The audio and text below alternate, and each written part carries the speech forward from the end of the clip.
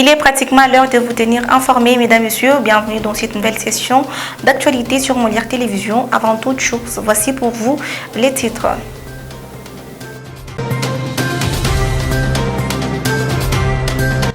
Après l'entérinement des nouveaux animateurs du bureau de la CENI en RDC par l'Assemblée nationale, l'opposant politique congolais Martin Fayulu est sorti de son silence le mardi 19 octobre 2021. Il a appelé les véritables forces sociales et politiques acquises au changement de constituer un grand bloc patriotique afin de faire un échec à la dictature et à la fraude électorale sémée par le régime actuel. Et puis à l'échelle mondiale, et se célèbre le 20 octobre de chaque année, la journée mondiale de la statistique. À Lubumbashi, dans la province du Haut-Katanga, une conférence débat a été organisée ce mercredi 20 octobre 2021 par l'Institut national de statistique sous le thème « Connecter le monde avec les données dans lesquelles nous pouvons avoir confiance ». C'est tout pour le sommaire, votre journal, c'est tout de suite. Un bon opposant aguerri contre le pouvoir en place, Martin Fayulu Madidi n'a pas attendu longtemps pour décrier l'entérinement à l'Assemblée nationale des nouveaux animateurs de la CENI. Dans une conférence de presse animée le mardi 19 octobre dernier, le président du parti politique SID invite les forces vives à la constitution d'un bloc patriotique devant faire échec à la fraude électorale et à la dictature. Sa réaction n'a pas attendu longtemps suite à l'entérinement controversé de nouveaux animateurs au bureau de la CENI en RDC par la Chambre basse du Parlement. L'opposant politique congolais Martin Fayulu Madidi a invité le mardi 19 octobre les véritables forces sociales et politiques acquises au changement à travers la République de constituer un grand bloc patriotique ayant la mission de mener les actions du terrain pour faire échec à la dictature et à la fraude électorale désormais entretenu selon lui par le régime en place. À partir de cette déclaration, les analyses coulent à flot dans les milieux des parties prenantes au processus électoral de 2023. La désignation de M. Kadima est l'œuvre des confessions religieuses. Sur 8, 6 ont voté Kadima. En démocratie, on a toujours dit c'est la loi de la majorité. Donc quand vous n'avez pas de personnes derrière vous, il ne faut pas crier à la dictature. Si c'est une dictature, alors c'est la dictature de la majorité, c'est une dictature démocratique et c'est ce qui est accepté à travers le monde parce qu'en démocratie, c'est la majorité qui décide. Alors, Kadima est entériné par l'Assemblée nationale qui est constituée de la majorité de membres issus de l'Union sacrée qui sont en réalité le vrai représentant du peuple dont Fayulu a la prétention de parler. Ils entérinent Kadima. Nous demandons tout simplement en toute urgence au président de la République, chef de l'État, de nommer par ordonnance l'équipe qu'il faut rapidement d'ailleurs remplacer par les opposants qui ont accepté de poser leur nom. Il y a déjà 3 partis que je ne voudrais pas citer. Rappelons que c'est devant la presse que Martin Fayulu s'en était exprimé. Étant parmi les leaders d'opinion de l'Ituri, le président du Conseil provincial de la jeunesse dans cette région a saisi la balle au bon à l'issue de l'audience lui accordée par les vice-gouverneurs militaires de l'Ituri pour lancer un appel aux miliciens de la Codeco actifs dans les secteurs Walendumpiti en territoire de Djougou de déposer les armes pour favoriser le bon développement de leur province. L'appel du gouverneur militaire de l'Ituri, le lieutenant-général Luboyan Kachoma Johnny, a cultivé la paix à cette période où les forces armées sont à la poursuite de groupes armés pour la pacification de l'Ituri, trouve un écho favorable à cette terre de Walendumpiti dans le territoire de Djougou. Devant les vice-gouverneurs de l'Ituri, à mission à Kwandroma, le président du conseil de la jeunesse de cette région s'engage à sensibiliser les jeunes à se désolidariser des groupes armés. Le message que je lance aux groupes armés qui traînent encore les pas d'adhérer à ce processus de paix, de répondre à l'appel du chef de l'État à travers son Excellence, Monsieur le gouverneur Luboya, aujourd'hui représenté par son adjoint, Excellence Benjamin, qui est venu ici à Pandroma. Dans la même veine, il invite le milicien de la Côte d'Écho actif dans cette partie de l'Ituri à déposer les armes et afin de participer aux efforts de paix déjà amorcés par le commandant suprême Félix Antoine Tshisekedi Tshilombo. Les groupes armés doivent profiter de cette chance, de cet amour de notre Père qui est le chef de l'État. Il faut dire que le secteur de Walendu-Piti est réputé comme l'un des bastions de la Codeco avec la présence de FARDC et de la PNC. Sur place, la paix revient dans cette région. Restons toujours dans la province de l'Ituri. Cette fois-ci, parlons d'un atelier de 5 jours qui a été organisé à Bunia par Search for Common Ground du 18 au 22 octobre 2021.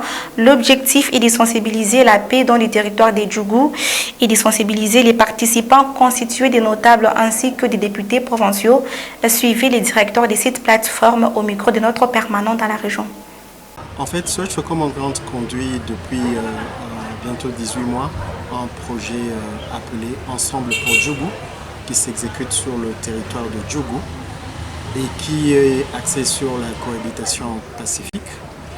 Ce projet est conduit avec le Fonds de cohérence et de stabilisation pour lequel Search avait la responsabilité de conduire une série de dialogues démocratiques, mais aussi de travailler sur le volet de l'accès à l'information sûre, de qualité, pour la population, à travers lequel Search a eu à implanter la radio communautaire Amani Djougou, à Djougou Centre.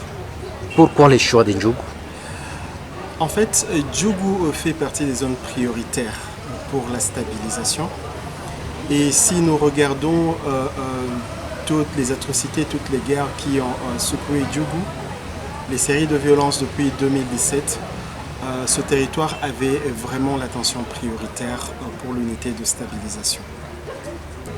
Bon, moi j'aimerais qu'on aille au-delà des assaillants. Les participants avec qui on est là, c'est des gens qui ont cheminé avec nous dans des processus de dialogue.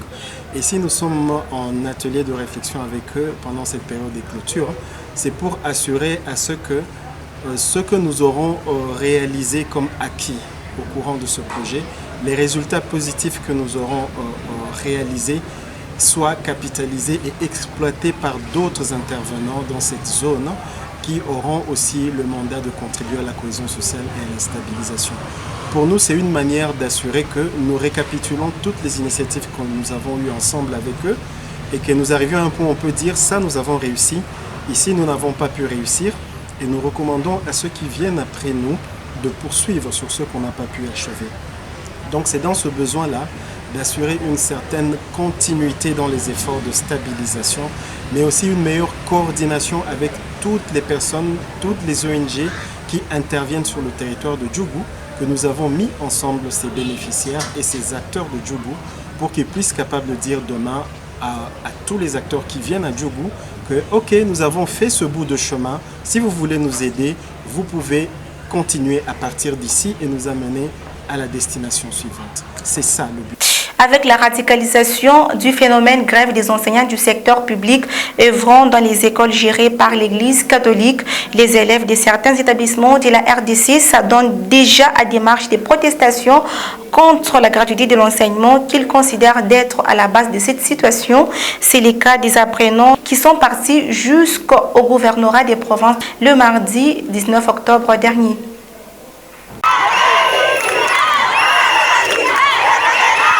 Ils ont patienté près de 2 semaines et demie après la rentrée scolaire édition 2021-2022 et ils se sont dit fatigués de faire le va-et-vient dans leurs établissements sans bénéficier de moindres enseignements par leurs enseignants. Ces porteurs de bleu et blanc des différentes écoles publiques de l'État congolais ville de Matadi ont décidé ce mardi 19 octobre 2021 de descendre au gouvernorat de la province du Congo central pour exprimer à l'autorité provinciale à d'intérim leurs sentiments d'étudier.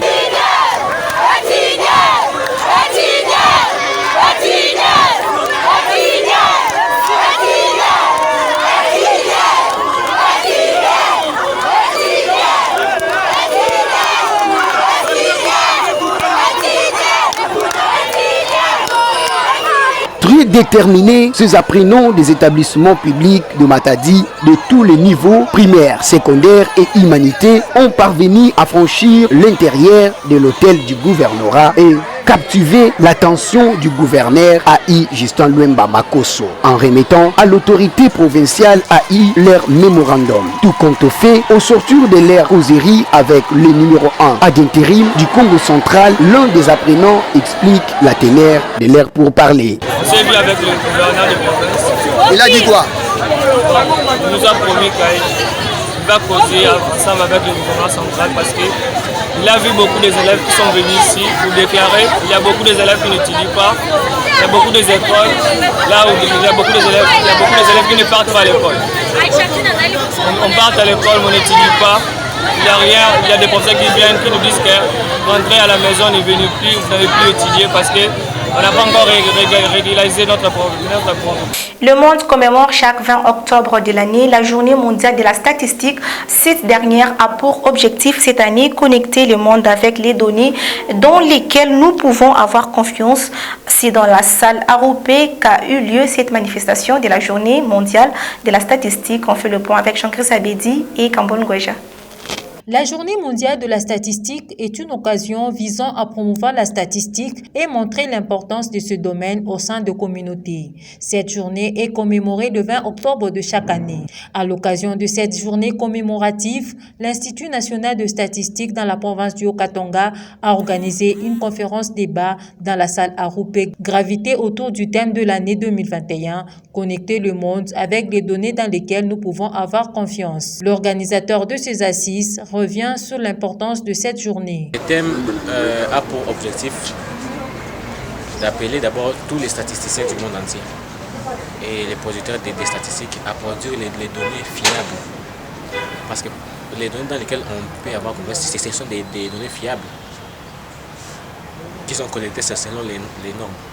Il ne faudrait pas que les statistiques qu'on produit dans un pays ne soient pas en harmonie avec la situation réelle du pays.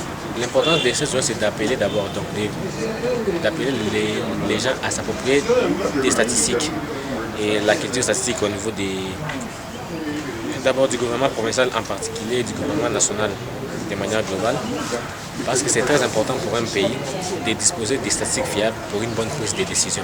Notons que la statistique est une science qui a pour objet de collecter, organiser, présenter, analyser, interpréter les données chiffrées et d'en tirer des conclusions pour aider la prise de décisions efficiente. Mesdames, Messieurs, avant de clore avec ce journal, voici pour vous le rappel des titres. Au cours de cette édition du journal, vous avez suivi un élément en rapport avec l'entérinement des nouveaux animateurs du bureau de la CENI en RDC par l'Assemblée nationale. L'opposant politique congolais Martin Fayoulou est sorti de son silence le mardi 19 octobre 2021. Il a appelé les véritables forces sociales et politiques acquises au changement de constituer un grand bloc patriotique afin de faire un échec à la dictature et à la fraude électorale sévie par le régime actuel. Également, à l'échelle mondiale, ici célèbre le 20 octobre de chaque année la journée mondiale de la statistique. À Lubumbashi, dans la province du Haut-Katanga, une conférence débat a été organisée ce mercredi 20 octobre 2021. À Lubumbashi, dans la province du Haut-Katanga, une conférence débat a été organisée ce mercredi 20 octobre 2021 par l'Institut national de statistique sous le thème « Connecter le monde avec les données dans lesquelles nous pouvons avoir confiance ».